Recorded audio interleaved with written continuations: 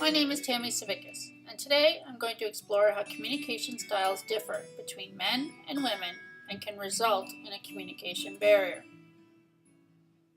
Each day we engage in a range of communication activities, speaking and hearing literally thousands of words and constantly adjusting what we think and do as a result.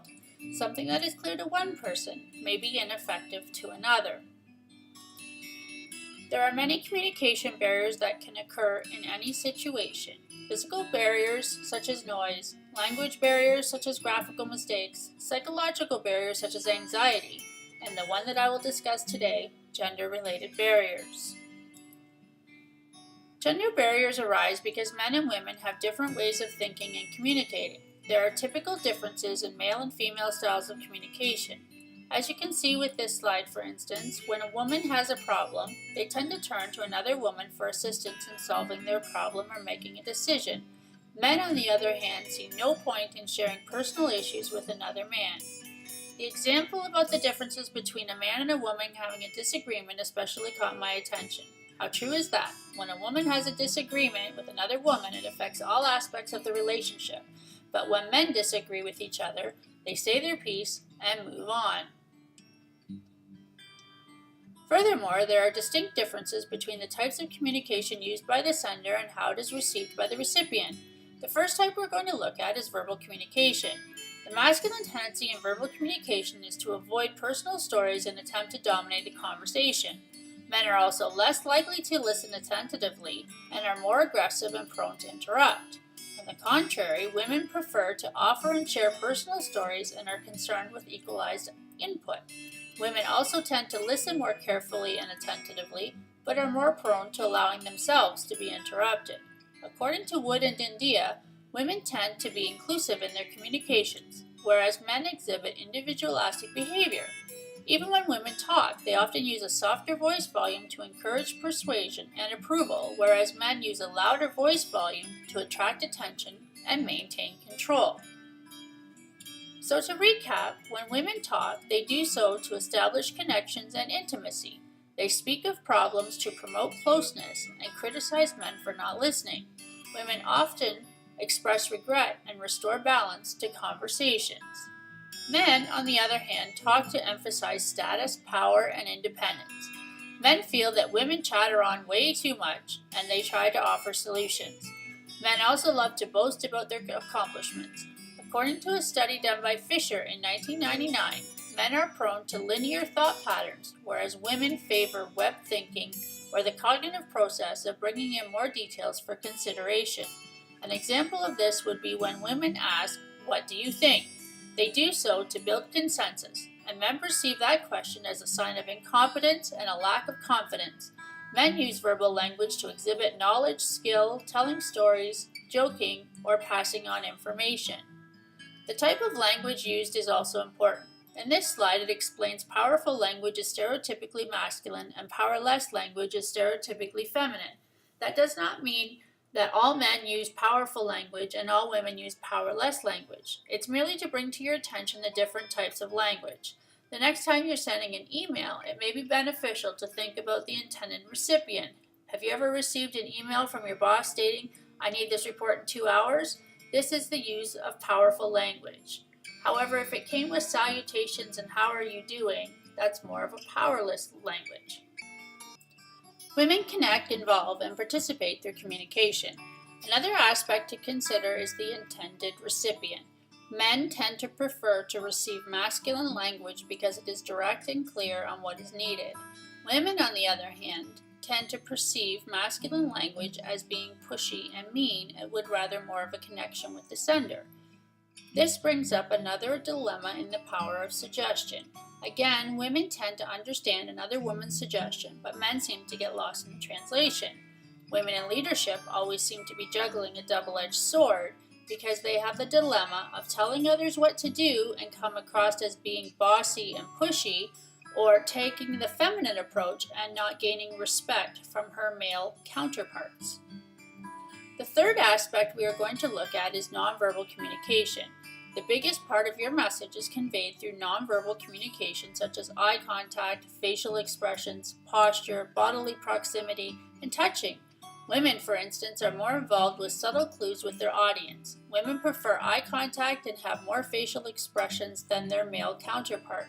Women also favor closer bodily proximity and tend to touch to show warmth and friendship during communication. Some scholars have stated that women's nonverbal communications often lack social power.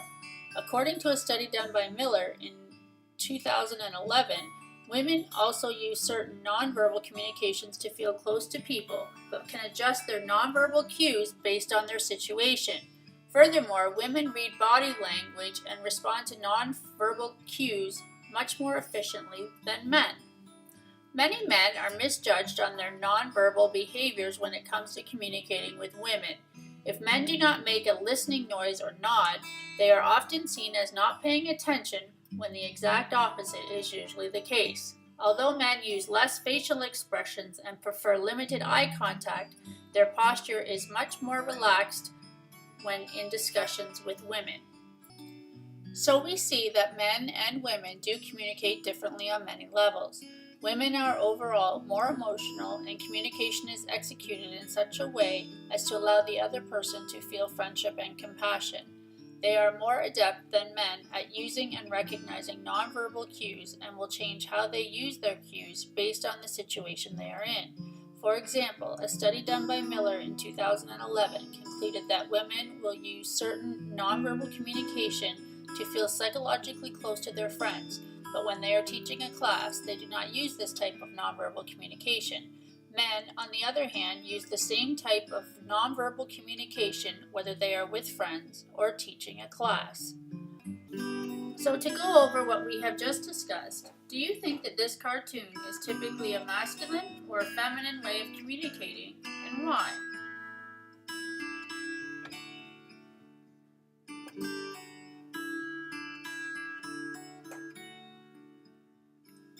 This next slide brings us to the next point of what now.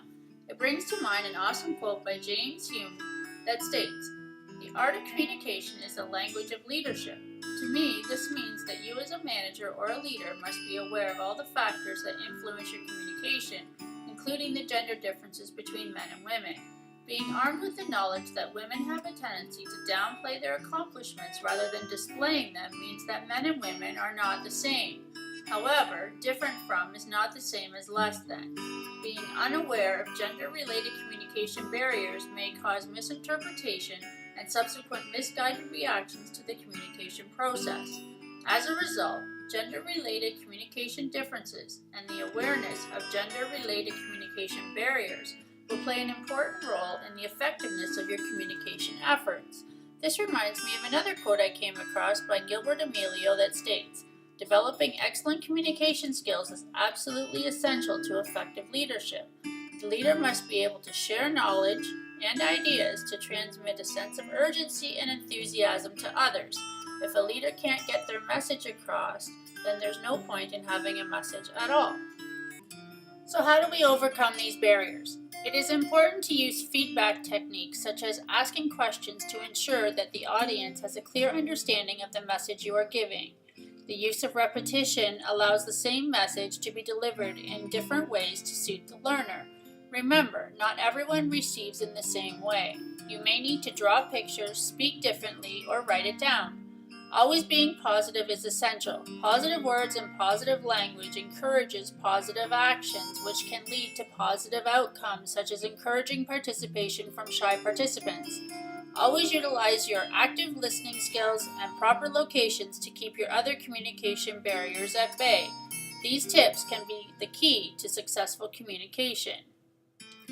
So now we review the general variations in the way that men and women communicate. Do you think there's anything we can add to this list? Do you agree with this list?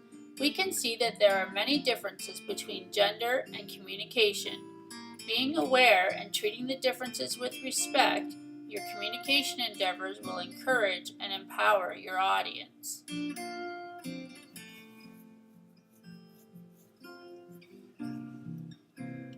So before we get to your questions, I leave you with one last quote by Anthony Robbins.